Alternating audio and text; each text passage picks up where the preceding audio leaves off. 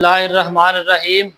اللہم صلی علی سیدنا و مولانا محمد و علی آلہ و صحبہ و بارک وسلم۔ السلام علیکم ورحمۃ اللہ وبرکاتہ۔ الحمدللہ سیرت النبی کورس کے حوالے سے آج کا ہمارا سبق وحی کی بندش کے حوالے سے ہے۔ اگر آپ چینل پر نیو آئے ہیں تو چینل کو سبسکرائب کر دیں، لائک کر دیں اور شیئر بھی کریں تاکہ بہت ساری اسلامی اور تاریخی معلومات آپ تک پہنچ سکے۔ ویڈیو کو آخر تک دیکھیں اور حضور نبی اکرم صلی اللہ علیہ وسلم کی سیرت طیبہ کے بارے میں جانیے۔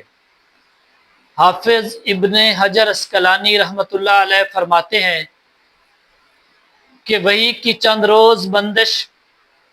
اس لیے تھی تاکہ آپ صلی اللہ علیہ وسلم پر خوف جو طاری ہو گیا تھا وہ رخصت ہو جائے اور دوبارہ وحی کی آمد کا شوق اور انتظار پیدا ہو جائے۔ چنانچہ جب حیرت کے سائے سکڑ گئے، حقیقت کے نقوش پختہ ہو گئے اور نبی کریم صلی اللہ علیہ وسلم کو یقینی طور پر معلوم ہو گیا کہ آپ صلی اللہ علیہ وسلم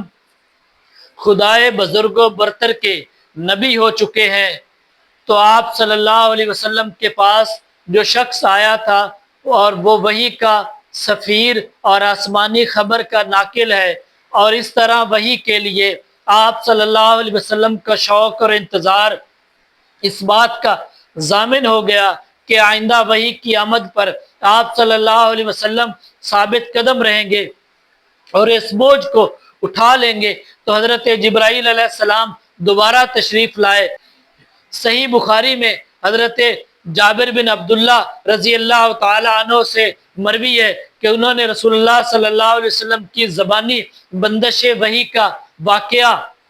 سنا اور آپ صلی اللہ علیہ وسلم فرما رہے تھے کہ میں چلا جا رہا تھا، مجھے اچانک آسمان سے ایک آواز سنائی دی۔ میں نے آسمان کی طرف نگاہ اٹھائی تو کیا دیکھتا ہوں کہ فرشتے جو میرے پاس ہرا میں آیا تھا آسمان و زمین کے درمیان ایک کرسی پر بیٹھا ہے۔ میں اس سے خوف زدہ ہو کر زمین کی طرف جا جھکا، پھر میں نے اپنے اہل خانہ کے پاس آ کر کہا مجھے چادر اڑا دو، مجھے چادر اڑا دو۔ انہوں نے مجھے چادر اڑا دی۔ اس کے بعد اللہ تعالیٰ نے یا ایھا المدثر اور والرجز فہجر تک آیات نازل فرمائی اور پھر وحی میں گرمی آ گئی اور وہ پے در پے نازل ہونے لگی۔ اب ہم سلسلہ بیان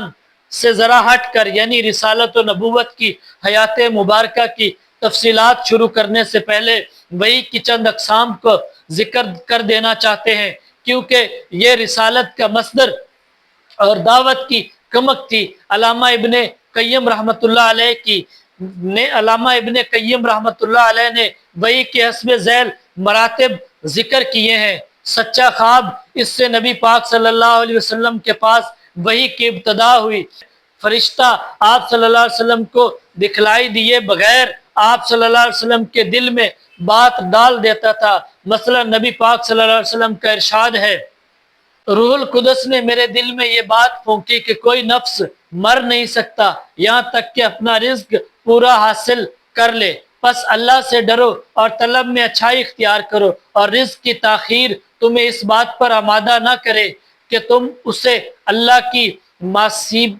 کی معصیت کے ذریعے تلاش کرو، کیونکہ اللہ کے پاس جو کچھ ہے وہ اس کی اطاعت کے بغیر حاصل نہیں کیا جا سکتا۔ فرشتہ نبی پاک صلی اللہ علیہ وسلم کے لیے آدمی کی شکل اختیار کر کے آپ صلی اللہ علیہ وسلم کو مخاطب کرتا، پھر جو کچھ وہ کہتا اسے آپ صلی اللہ علیہ وسلم یاد کر لیتے۔ اس صورت میں کبھی کبھی صحابہ بھی فرشتے کو دیکھتے تھے۔ آپ صلی اللہ علیہ وسلم کے پاس وحی گھنٹی کے ٹن ٹنانے کی طرح آتی تھی۔ وحی کی یہ سب سے سخت صورت ہوتی، اس صورت میں فرشتہ آپ صلی اللہ علیہ وسلم سے ملتا تھا اور وحی آتی تھی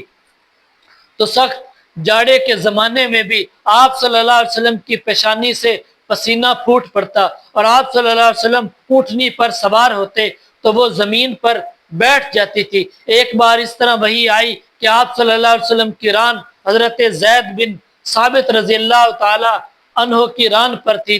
تو اس پر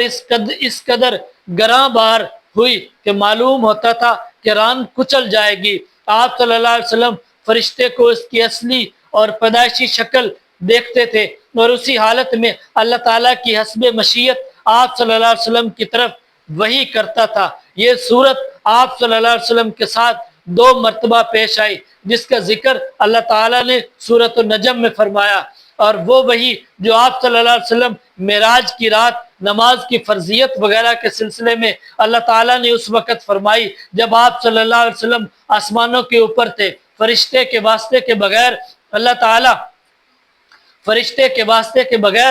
تعالیٰ کی آپ صلی اللہ علیہ وسلم سے حجاب میں رہ کر براہ راست گفتگو، جیسے اللہ تعالیٰ نے موسیٰ علیہ السلام سے گفتگو فرمائی تھی، وہی کی یہ صورت موسیٰ علیہ السلام کے لیے نقص قرآنی سے قطعی طور پر ثابت ہے، لیکن نبی پاک صلی اللہ علیہ وسلم کے لیے اس کا ثبوت قرآن کی بجائے معراج کی حدیث میں ہے۔ بعض لوگوں نے ایک 8ویں شکل کا بھی اضافہ کیا ہے، یعنی اللہ تعالیٰ روح در روح بغیر حجاب کے گفتگو کرے، لیکن یہ ایسی صورت ہے جس کے بارے میں سلف سے لے کر خلف تک اختلاف چلا آیا ہے۔